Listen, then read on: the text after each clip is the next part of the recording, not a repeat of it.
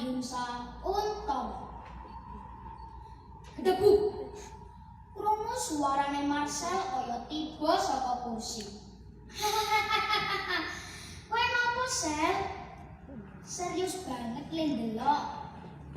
Nganti tiba saka kursi. Denta, Seno lan Marcel wis tekan omahku. Karo Peggy arep reuni kelas. Mergane kabeh kelas angkatan taun 2023 sing saiki wis kelas 8 padha diacak kelas.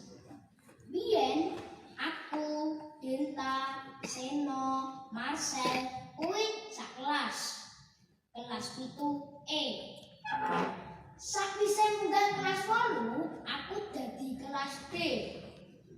Seno lan Denta tetep ana kelas E. Marcel ana kelas J. Sakwise tekan omahku, aku, Denta, Seno lan Marcel padha kangen-kangenan. Sakjane iki ora suwe lego pisah. Nanging kangene ora iso diambet maneh. Nanti kaya wis lulusan bae. Reunine ora kaya cah gedhe, nanging malah padha dolanan HP dhewe-dhewe. Ana sing ngegame lan TikTokan.